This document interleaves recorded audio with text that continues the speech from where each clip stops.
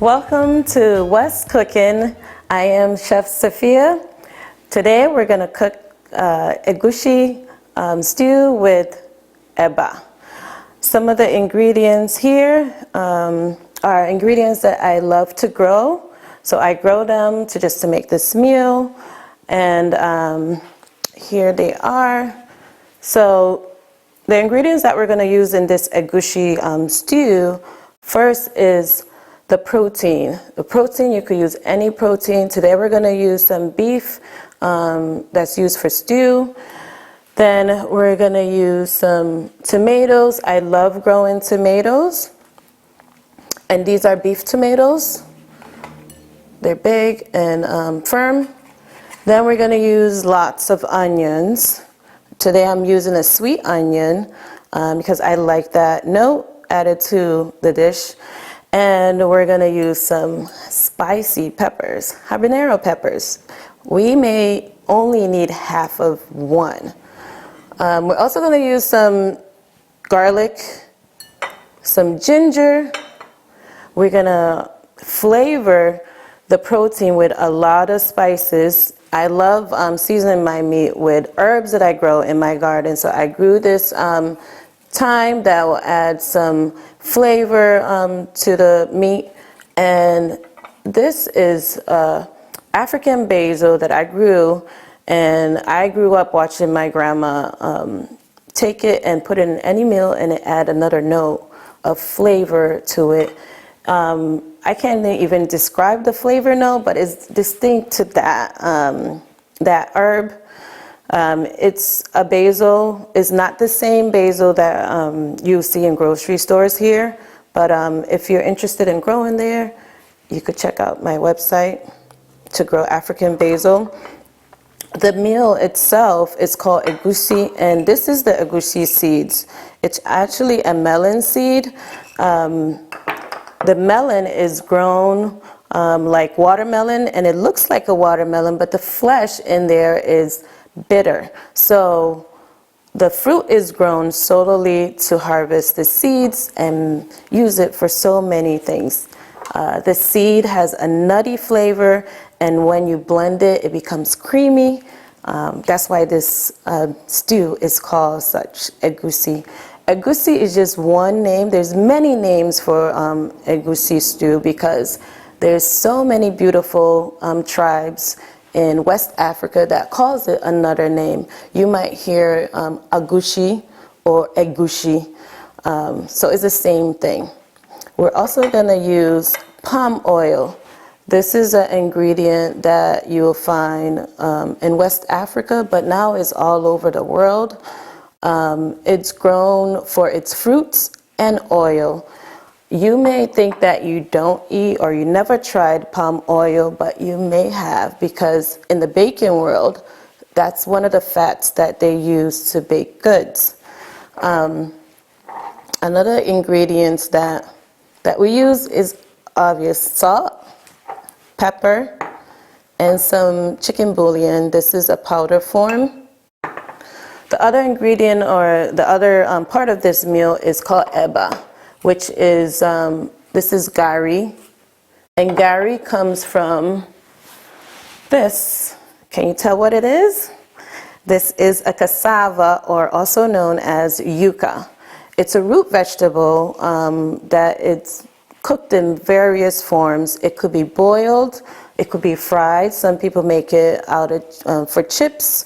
So it's very versatile in a kitchen. But this time, this is the powder form or flour form that now is popular in the vegan world. Use it in place of flour. But today, we're using it as one of the many West African swallows. So swallow is a starchy part of a meal. So you make it into a ball, and then you eat it with so many stews. In previous episodes, I did make miangujia, a peanut butter soup, and you could pair it with this. So, about the ingredients, my grandmother indirectly trained me how to source ingredients. And I end up being so into it that now I grow it, teach people how to cook food with it. So always your tomatoes, you want to find it firm. You look at the tomato all around it, make sure there's no blemishes or anything, and then that's what you use. So you always have to look, make a quick inspection of your ingredients. We're going to start out with cooking the meat. We're going to boil it up. So I have my pot here, and I have some hot water in there already. So I'm going to add some of the meat in here to boil it up, and then we're going to flavor it with all that beautiful herbs that I was talking about. And meat, you always want to flavor it when you, either you want to flavor it before, you know, you could marinate it, or if you don't have time, you could just boil it and add all the flavor in it. So some of the flavors that I would like to add in this meat is thyme. Thyme adds a lot of depth of flavor when you're cooking it. In meat, it makes it taste really delicious. So we're going to add a little bit. You could use dry, but because I grow a lot of these herbs, I love to use the fresh herbs. Then we're going to use this African basil. You could use regular basil, but it'll give it a different flavor, but it's okay. So we're going to chop this up, and then this is going to add another depth of flavor. So I love building flavor in my meals, and when it's done, it's just an explosion in your mouth. We're gonna also add some ginger here. So I'm gonna take a little bit and then chop it up. So ginger will add another spicy flavor to it. So we're gonna add that to blend it up in there. Because we didn't pre-season it or let it marinate for some time, it's all going to boil and then add that flavor in there. Next, we're going to add the essentials. So salt. Got a little bit of salt. And then we're going to add some black pepper. I love adding black pepper in meat. Just makes it taste so good. Even if you don't have these other flavors or you're scared to add herbs, always use black pepper when you're cooking some proteins. Another thing that I like to use is bouillon. So any type of flavor, you could use chicken, vegetable, or beef. Today I have a chicken bouillon. This is a powder form. So I'm just going to sprinkle a little bit. So as you see, I love building up flavors in my meals because I love to have that wow or explosion in my mouth. So always build up flavor and your food will taste delicious. Okay, so we're going to keep that. We're going to bring it to a boil. I'm going to use a spoon to mix it up.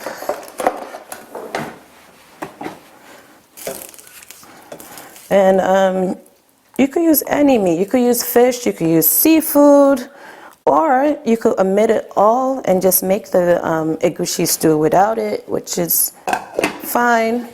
But today we're using beef. We're going to let it come to a boil.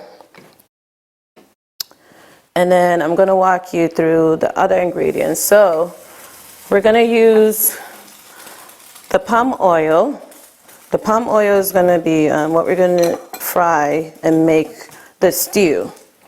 So we're going to use all these tomatoes that are already washed. We're going to cut them with the onions and put them in a blender and make it like a smoothie to make the stew. So I'm going to cut it up.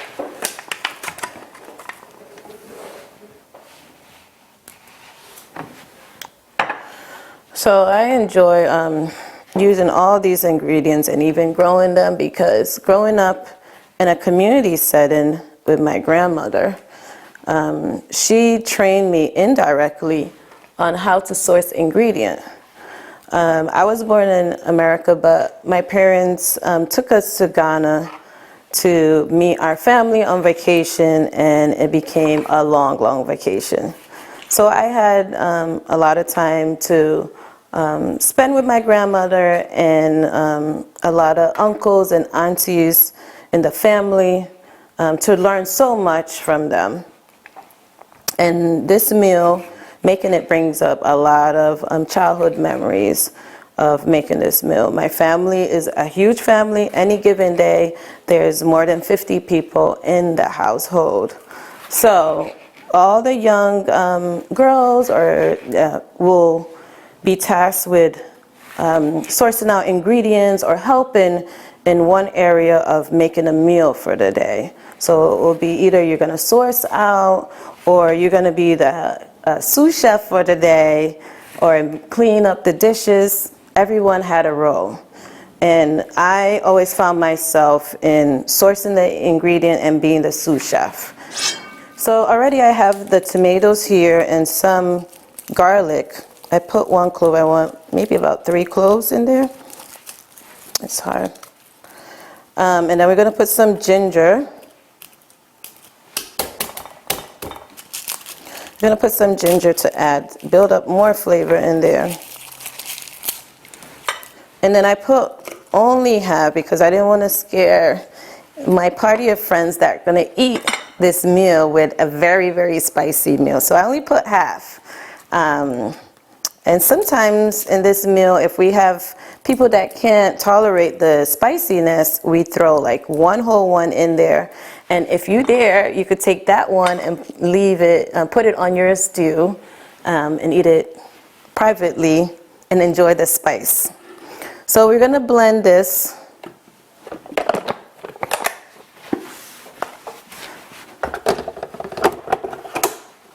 I'm going to put this, a quick pulse. So just, instead of chopping it up, the blender does most of the work for you. If you don't have a blender, another thing you could do is just cut it up, use your hand and mash it.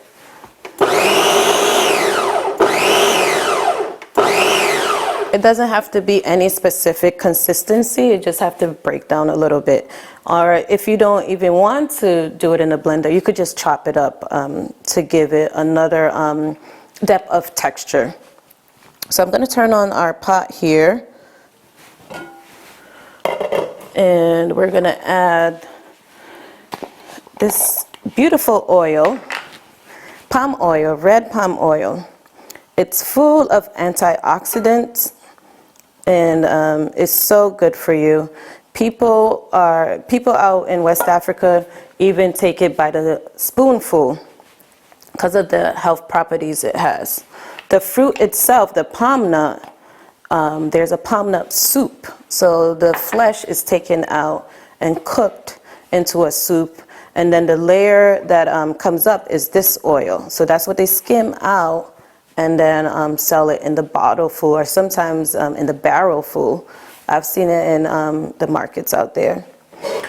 And remember earlier I was telling you, if you may not think you have ever had palm oil, Bacon World, that's what they use.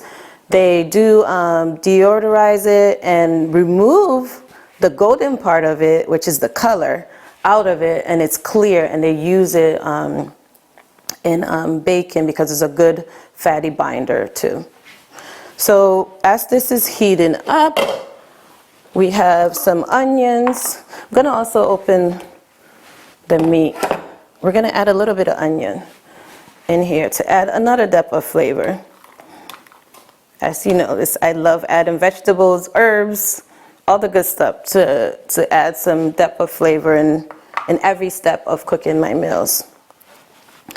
Let me see if this is on high.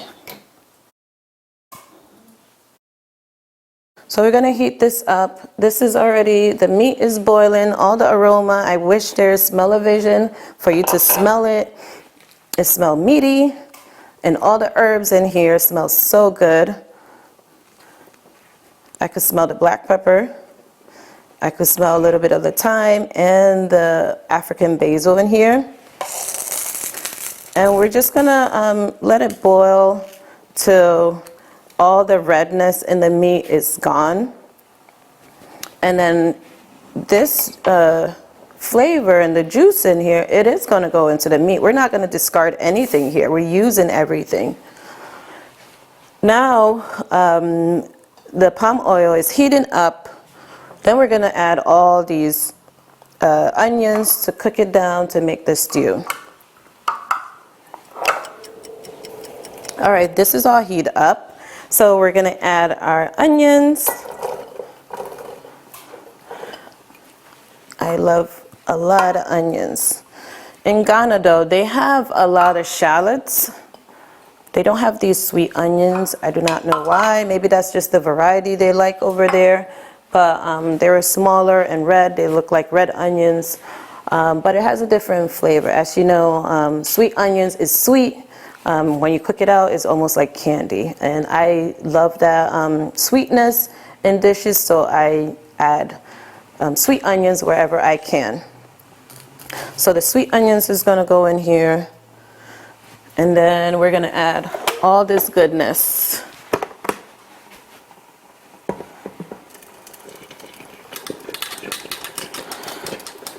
So this is actually, to think about it, it's the mother sauce or the base of cooking most of the dishes in West Africa.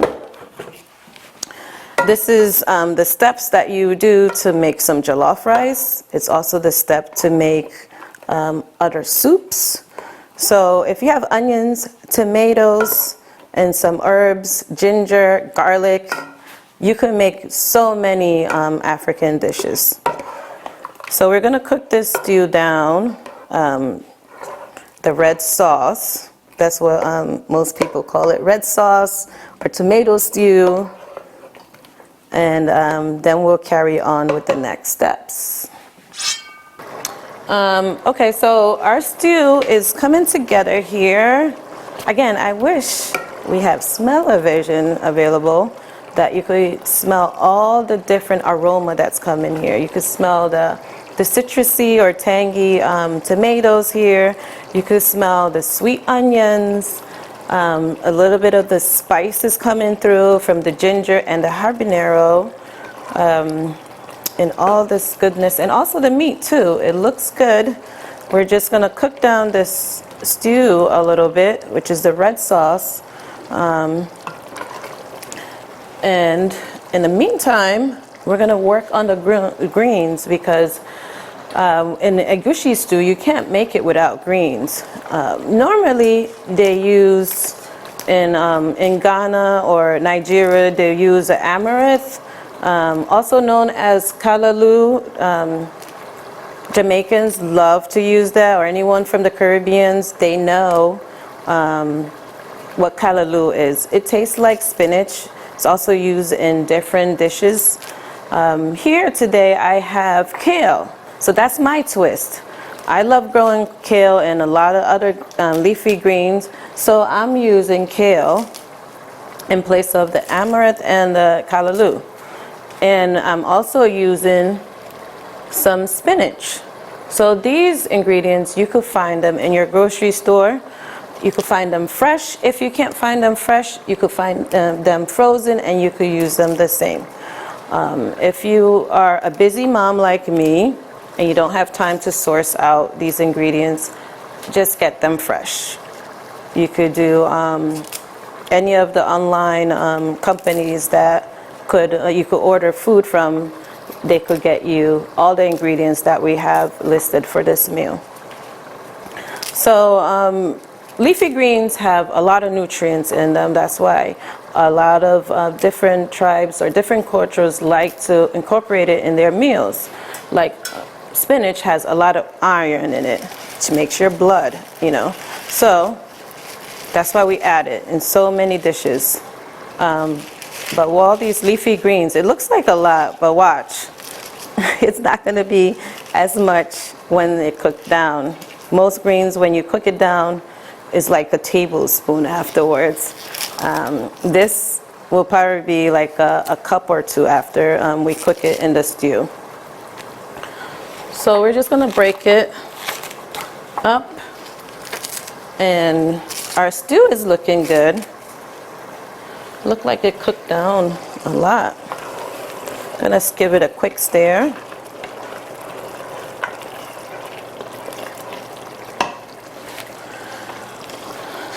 Do you like using some leafy greens in your meals? Let us know. If you want other recipes with leafy greens, if this is your first time trying to eat more leafy greens in your diet. So as you see with this kale, I'm just taking the tender part of the leaves. The stem is tough. Some people like it. You could chop it up and put it in your soup. If you are vegan and you're trying to have more depth of flavor in your food, these stems are your friends. All vegetables, just throw them in a pot with some water, bring it to a boil, and then you have your vegetable flavoring. So nothing goes to waste here. All right. If you're not ready to use it, put them in a Ziploc bag and pop it in the freezer. You could use it in your smoothies too to give you that vitamins. All right, so we're done cutting up or breaking up these greens. We're gonna move on to the star of the dish, which is the egusi seeds. So I'm gonna wash my hands and then we're gonna walk through that. So egusi seeds are sold either as whole like this or grind or like a powder form.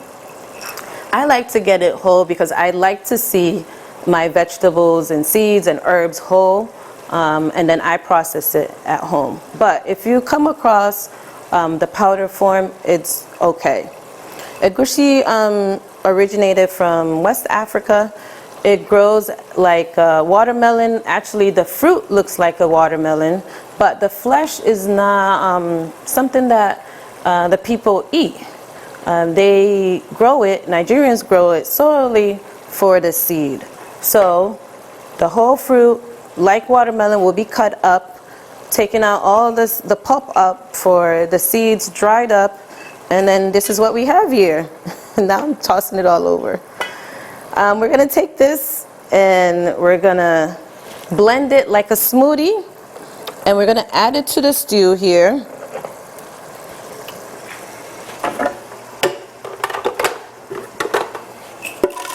So this is about a cup, and I'm gonna add some water so that it makes it easier blending it.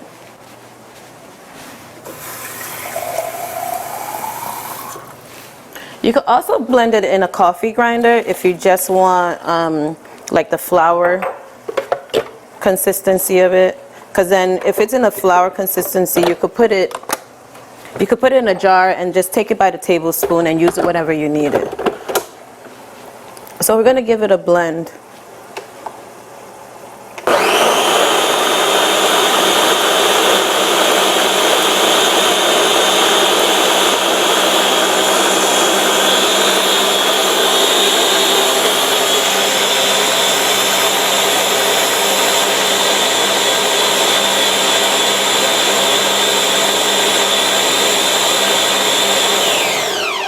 Okay.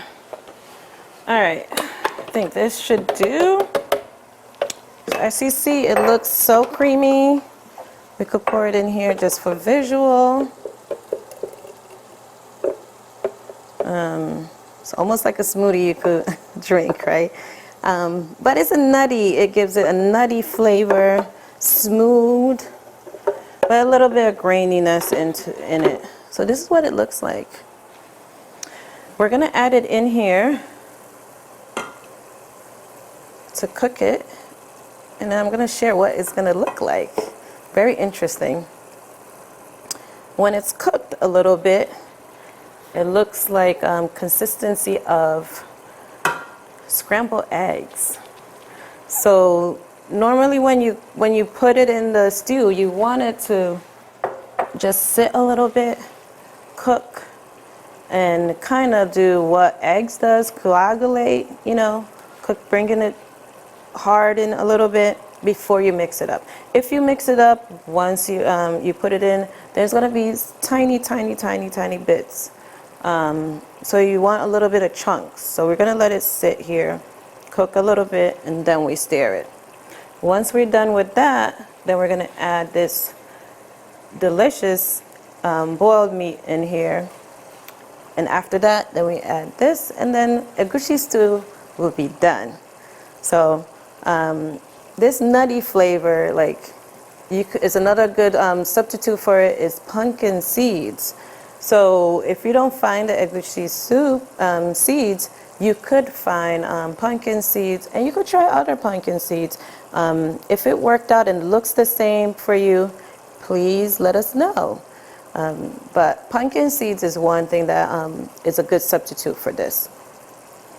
Egusi, you could eat it in the egusi stew. This stew can be a soup, meaning you add more water to it, so it'll be a soupy form. You could have it just as this in the stew with no leafy greens. And then there's so many other recipes that are done with it. So this is a new ingredient that you could add to your list. We dare you to go find it and make something with it. So as you see here, it's starting to form a little bit. I'm going to let it cook a little bit more. And then it's going to have a bunch of chunks. I'm going to cover it so it kind of steam it a little bit. And then we have our meat here that been boiling, and we're going to check the tenderness. Make sure it's nice and tender. Tastes good.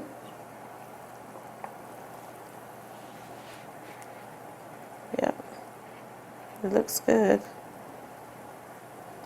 So in African food, most of the time we will boil this because we want to add a lot of flavor. And this is like the first step. So you could add any flavor you like spicy. You want it very spicy, you add a bunch of habaneros and salt, pepper, and call it a day. You can add ginger and garlic will always make your proteins taste good if you like that flavor profile. And then you just want to give it a boil. If you're in a rush, I have another tip. I add, and you may have this in your home, baking soda. So you put a little bit, you sprinkle a little bit. Baking soda is just going to make the tissues soften quicker. Today I didn't have it, but if you're in a rush and you really want your meat to get softened quickly, add a little bit of baking soda. You could even add it to your marinade when you're marinating your meat, and then it will tenderize it, make it a little bit softer. I think this egusi is good. So as you see, it's doing its thing. It looks like eggs, right?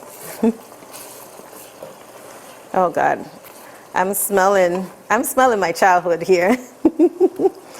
This is awesome. It smells so good, delicious, just like how we used to make it with my grandmother and cousins. Smell really good. All right, we're gonna add the meat here. We're gonna use everything, but I wanna take out the meat first so that it doesn't splash on me. We're gonna take out all the meat. Sometimes the meat is fried. That's another thing that West Africans, we love to do. We will boil it and then fry it. And then frying it to preserve it, because growing up, during the time that I was there was not a refrigerator. My grandmother did not have a refrigerator at that time. But now, every time I go down, like, everybody has a refrigerator in their house. So no need to do that step, but it was because of preservation. So to preserve the food was to cook it down, take out the moistures, and then fry it to take out the moisture even further. And that's how they kept it. So the meats would be fried and then kept the fried meat in oil, and it will last for a long time. So if you see African foods are frying, is because of that reason, just to preserve it longer.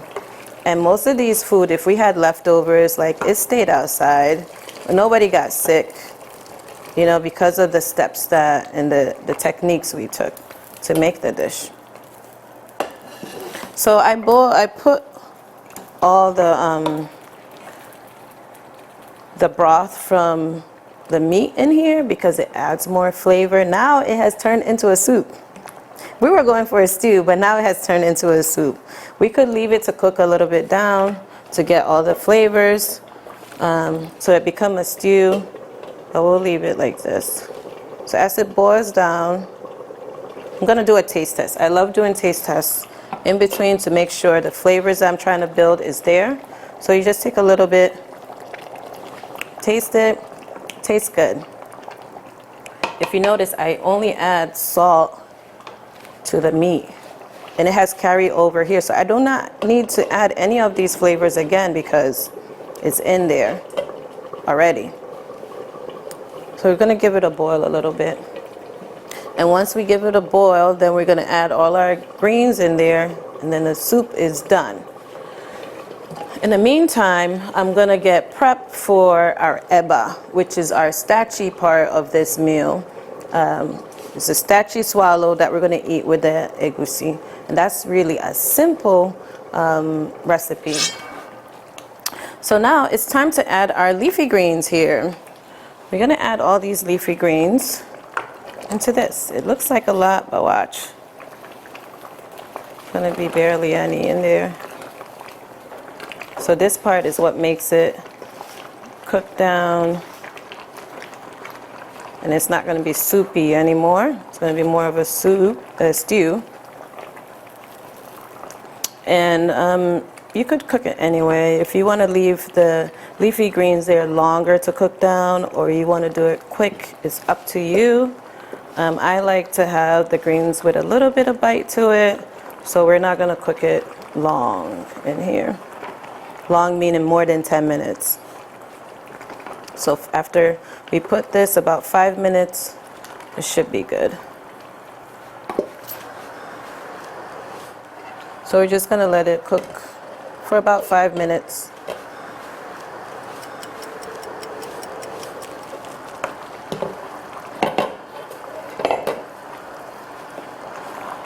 Look at all these greens that went into it. It's barely anything in there, right? That's how greens are. You could eat so much.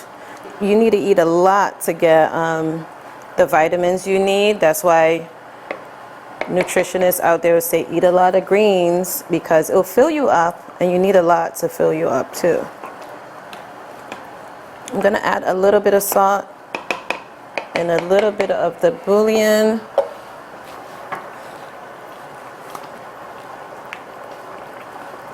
So we add in more of the chicken flavor in here. A little bit of the salt.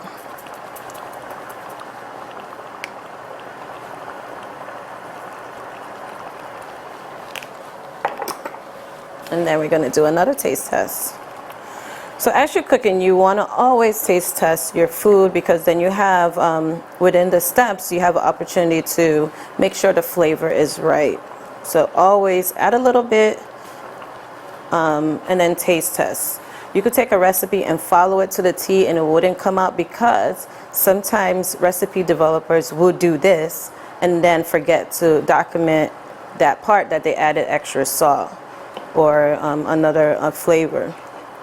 So always do it to your taste. Sometimes salt, some people like a little bit of salt, some people like a lot of salt. So always is to your taste.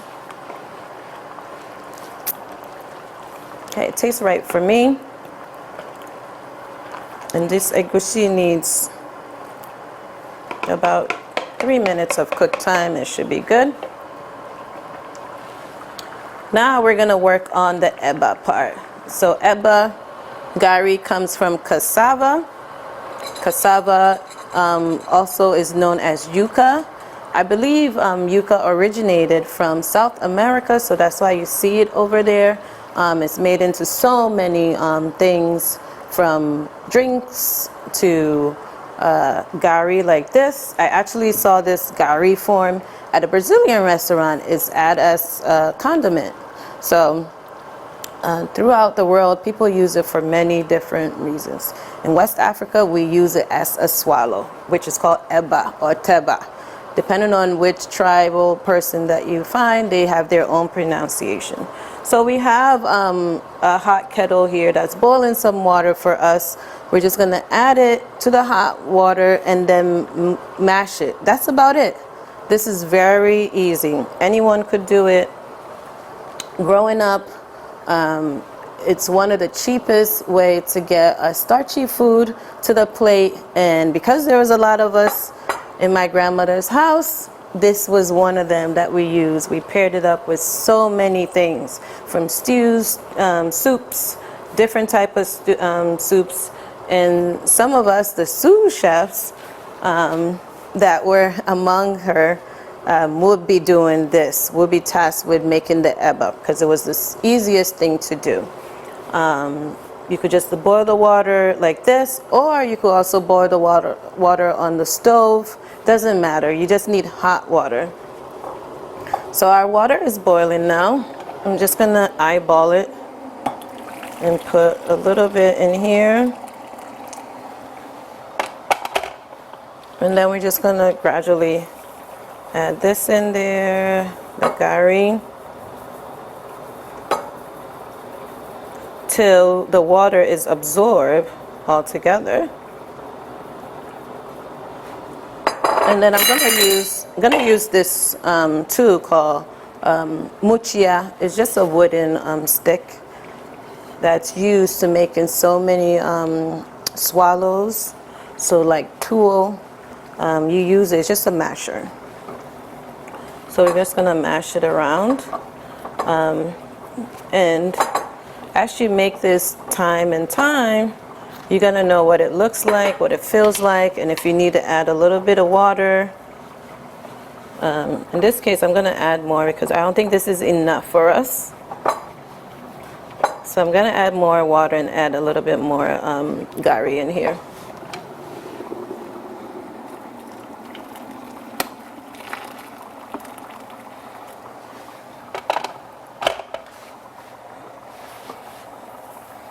And it's very forgiving. Like, you could play with it with the consistency. If you like it very soft or you like it hard, you could do it anyhow you want. Gari can be made as a dessert. When we were kids growing up, we would just take some of the gari, put it in a cup, add some ice or chilled water, some sugar, and peanuts. You had to eat it. It's a race to eat it. As you see, when I put it in the hot water, it soak it up, right? So imagine us kids trying to eat it as a dessert. If you didn't want it to be like eba as you were eating, you had to add more water and then just quickly eat it with the sugar and peanuts. And it was really filling. So we're just mashing this around, and you can see it's sticky. And it will cook in here, and then we're gonna serve it with our soup. And see, it's so easy. Under 5 minutes, we got a swallow eba done. If you don't have a wooden stick or wooden spoon, you could use a spoon to do it. Anything that you can move this dough around, that's it.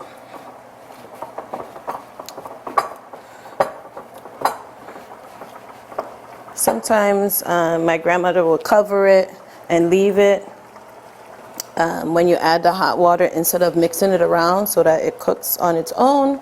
But I like to play with my food, so I will mix it around to get what I'm looking for, the consistency. So the eba is done. You don't even need to taste it. Everything is soft. It looks good. The other two that I have here that we're going to use is this. This is a calabash. This is also a squash that was grown and then cut into half and dried up, and we use it to portion the swallows. So, and also is used as a cup as well. And this is just something to just be able to scoop. So it's a bigger spoon. So I'm just gonna set it aside and then get all our dishes that we're gonna plate out this meal. So the calabash is normally put in a bowl of water to help with the stickiness of the swallow, because most of these swallows are starch and they're sticky. So you always find African that are making the swallow will have a bowl of water with this both in there to help with the stickiness. So we're just going to collect it, and I put a little bit of water in here, and then you put some water and then you form it.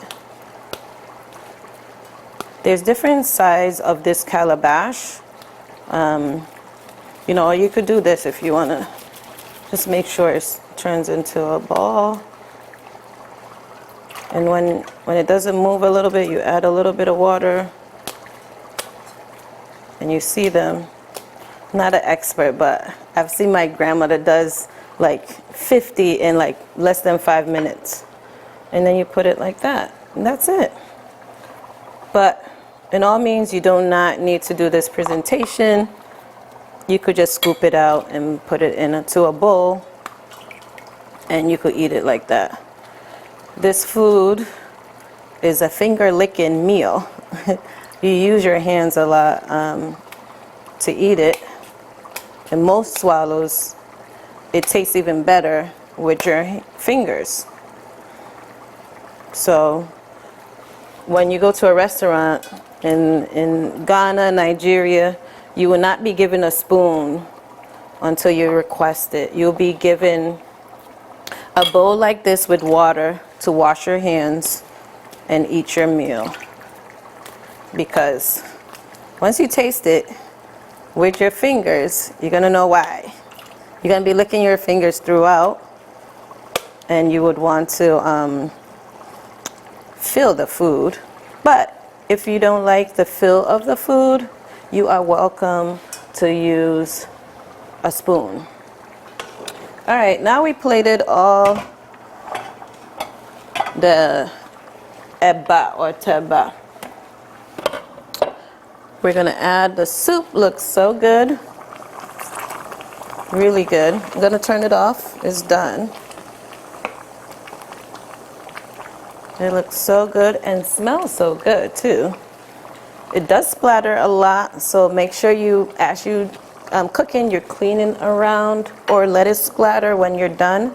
You just have to clean up because it will splatter. So we're gonna dish out this. Gonna put a lot of the greens and some meat.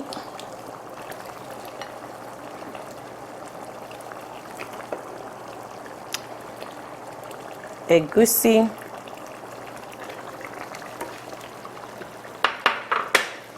And eba.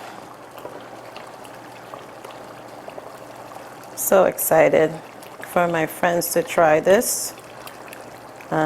This is their first time, so let's see how they like it. My kids love when I make it too. They will eat it and always come for more, or eat it with rice. You could also eat it with root vegetables, like plantains or potatoes, and also it's paired up with fufu and tuwon shinkafa rice balls. So many things. This you could eat this egusi, or you could eat it by itself actually, because look at all these leafy greens and meat in it.